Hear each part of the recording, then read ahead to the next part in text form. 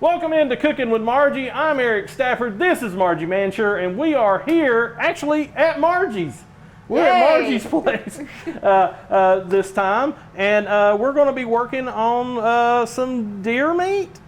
We are, yes. It's archery season. It's open. So we have a deer to process today. Oh, okay. So and this is all new to me, so I'm excited. Well, I'm excited to be in a kitchen that has a gas stove. So that's going to really help us. What we're going to do is we're going to can some venison. I'll show you how to do that first. Okay. And then we're going to make some venison jerky. Ooh, okay. So jerky's always fun, right? Jerky's good. Always sounds great. My son's already hit me up. Are you bringing some home? So yes, absolutely. I hope so. So yeah, one deer, I mean, we can really have quite a bit of meat here, and there's so many different ways we can process it. Yeah. So we'll start out with those two. Okay, cool. Okay, so to start with the canning, we have two options. We can either can it in a hot pack, meaning that we've cooked the deer meat a little bit already to a rare state, and put that into a warm jar. Okay. See, I've got my jars over here. I've got my pressure canner. You absolutely have to use a pressure canner. You can't use a boiling water bath on deer meat or any other kind of meat.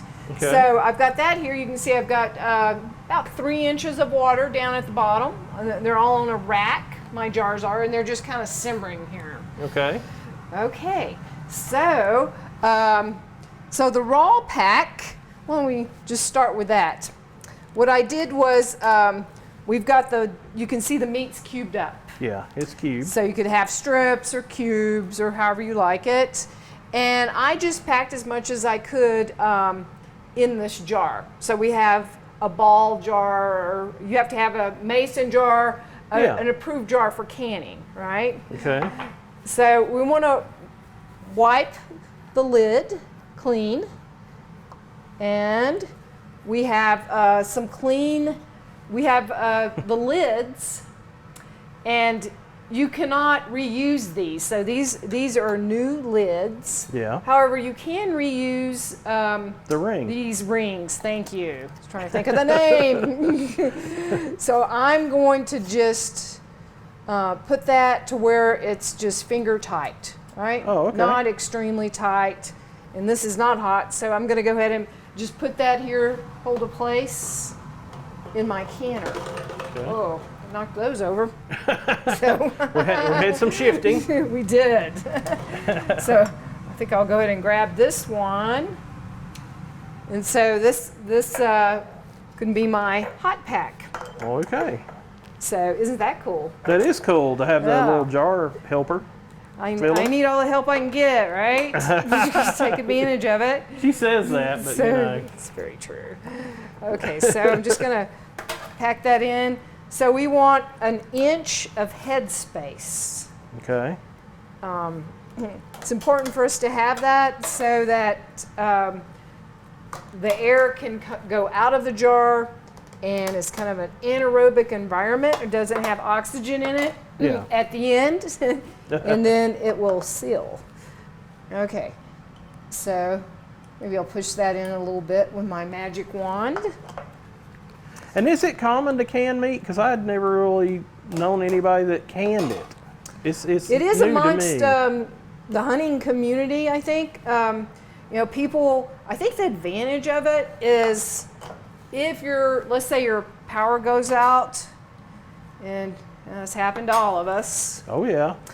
we don't have to worry about this meat because it will be shelf stable by the time we finish our process.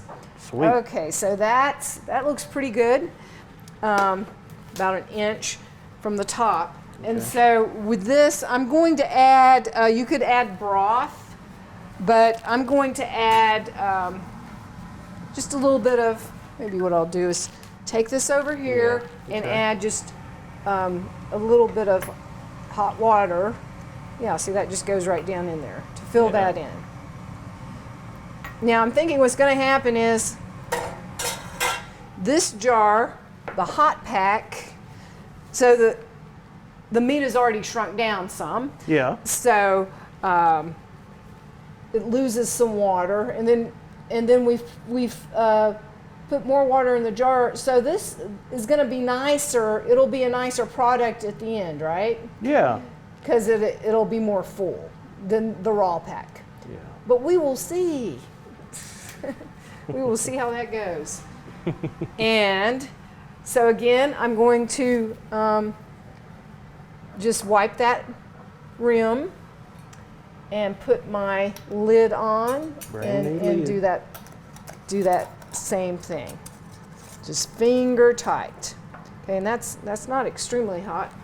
So I can just put that down in here and grab one of these that fell over. Burning your hand? No, I didn't actually. I'm good. Okay. I always say that because it just looks like it'd burn you. So might as well go and put this one in. And actually I put R for raw. So I just realized that I made that mistake. Just put that one in. Very simple. Here's my raw one. I need to change that out. So remember when we canned green beans earlier this year? Yeah. Do you remember why we used a pressure canner to can the green beans? This is an exam. I'm getting ready to fail. Oh no! Other than preservation and Very good. Yes. that's all I really know. You get a partial credit. A partial credit for that? So yeah, so we use the pressure canner because it's just like the meat. It's not an acidic product. So it has to have the higher temperature. Is that correct? That's than right. boiling? Very good. You just I needed do a remember little some. memory jog there. Yeah. I had to think about jams and jellies and get the meat. So There you go. I had to go through the whole It works. little encyclopedia in my head, my little Rolodex. So exactly, we have to have higher temperature, which you get from using the pressure of the pressure canner. Okay. So the boiling water is, It's one temperature, but it's not hot enough. it's not hot enough, right? It's about 212, something like that. So we want to get our temperature up to 240 degrees. Ooh. Yeah. So you really can't do that with just boiling water. So we have to get it under pressure.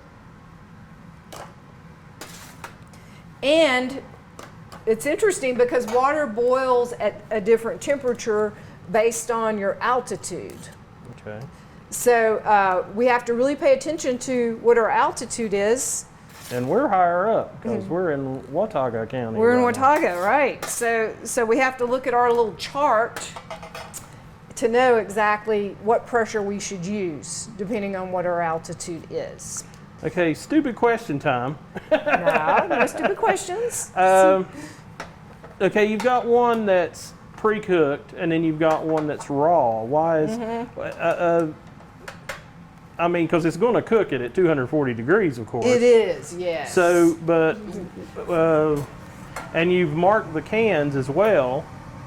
So why the difference? I mean, what is it better to do one over the other? Do some people prefer the taste better?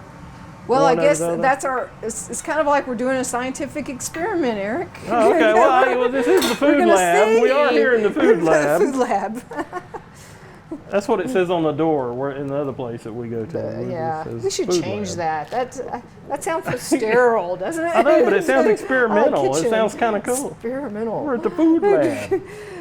But yeah, I think it's easier to do the raw pack where you just pack it all in, and that's an acceptable way of doing it. It's safe, Yeah. but it's just not going to be as full when we finish because okay, so it's going to boil down some, and I'm thinking it's not going to be as good of a product.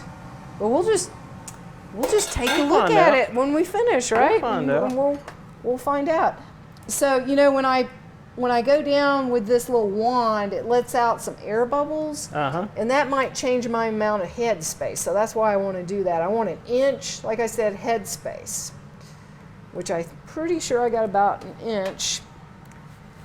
So that might be about it. I've got a little bit of meat left, but probably not enough for a whole jar. Okay. So we'll go ahead and wipe those and get those started. Okay. So as far as I was talking about the altitude, I think I'm about 3,300 altitude here, and Lenore is probably what, 15 to 2,000 or something like that. Sure, we'll go with So that. you'll have there's probably a way that you can find out your exact altitude. There's probably some app or website or sure. something that you could, if you don't know what it is. Okay, so we'll put those two in here. Now, I've got room for two more. This is kind of a small pressure canner. Uh-huh. So it only holds 7, but some of them hold a lot more. But what I like to do if I don't have a full batch is just fill my other jars with water just to kind of hold the place. And that way they're not falling over and jiggling all around. Yeah. Hopefully. Okay, so there they are. I'm going And to that is a nice gas stove there. An oven. Yes, gas is my preferred method of cooking for sure. Is it just because it's quicker, or does it have other properties better? Just really good control. Okay, I got that all fastened. So they all fasten differently. Yeah. So yeah, it's very quick. Gas to me is very quick how you can control it. Whereas electric, as you know, it takes a long time to get up to where you want it and a long time to come back down. So That's right. okay, so what we're going to do is I have to wait for steam to come out of this valve. Okay. And once it starts coming out, I'm going to time it for 10 minutes. Okay.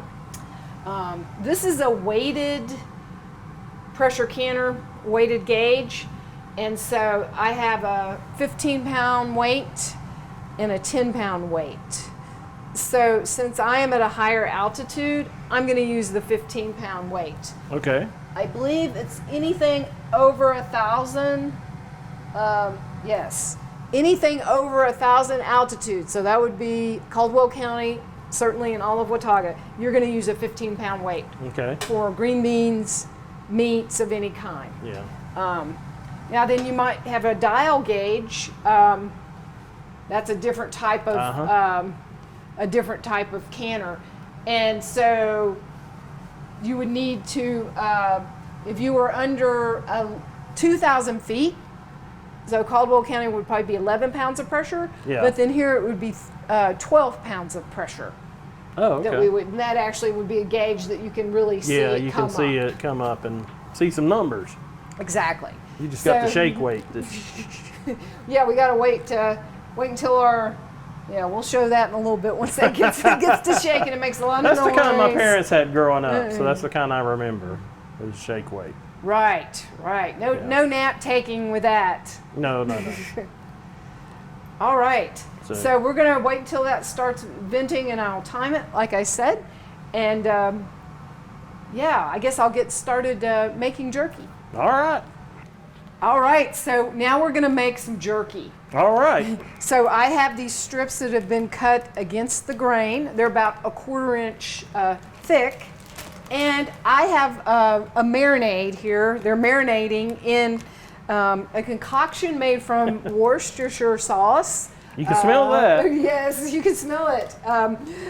Soy sauce, garlic powder, onion powder, and liquid smoke. Oh, okay. So I made a large amount of the marinade, and I've got it boiling here. So I'm going to put these chunks in, or the strips, into the boiling marinade. And I think I'm just going to put them all in there. Just get them in there. And the idea is I want to kill anything that could lead to foodborne illness. I better watch out. Is that what you're saying? So before we put it on the dryer, because I'm not sure how long it might take for my dryer, for the meat actually to get above the bacterial danger zone, right? Okay. And so the whole meat, any kind of roast or something like that, this is cut from the roast part, has to cook to at least 145 to be safe. So it just might take a while for it to get there on my dryer. So yeah, we're getting it heated up quickly, right? We are. And I see steam coming out of the canner too. Mm-hmm. Oh, thank you. Okay, thank you. That just started, right? So now the steam's coming out of the canner. So I'm going to put my timer on 10 minutes. Okay. And it has to do that for 10 minutes before I can even put my weight on it to get some pressure going. Okay. So maybe I'll turn that down a little bit. But yes, that is happening. It is not a fast process. It's a full kitchen. We got a lot going on. Yes, definitely. That looks pretty good like it is. Yeah, it does look good. So the jerky, after you get it dried, I like to use just a home dryer. Okay. Because we are not in Santa Fe, right? So, as a matter of fact, it's raining right now. So not hanging it outside. We are not going to dry it outside. It's nearly impossible to do that safely in our climate. Wow. Because we just have too much humidity. I mean, some of our fall days are a little bit better than the summer. It dries out a little bit, but still, it's unlikely. So yeah, I've just got this. I have this home dryer, and it's nice. It has the different trays, and not that I'm promoting any brand, but this one, it goes up to 155 degrees, and it says on there, that's what you want to process your meats in jerky, is 155 degrees. Okay. So, also, getting it hot quickly like this is going to take some time off that drying. Oh, okay. So, I mean, because it can take a long time if you just put them on there when they haven't been processed at all, just raw. Take a really long time to dry. Okay. Oh, that steam's coming out. Turn that down a little bit. Okay, so I'm seeing this. It's simmering a bit. My goal is to get it over 145, and I bet it's happening pretty fast here. Because the simmer is probably 185 whenever you have something simmering. Okay, so I'm going to just go ahead and start putting these on my rack. So that's easy enough. You don't want them to touch each other, because you want to make sure they have plenty of airflow around them. Okay. And then I'm thinking I will probably check them after about 2 hours and see how they're doing as far as how dry they are. But once you get them dry, you can leave them out of the refrigerator for about 2 weeks. Wow. So it is full-on jerky. Full-on jerky. You can take them on your hike, your hunting trip, to get some more.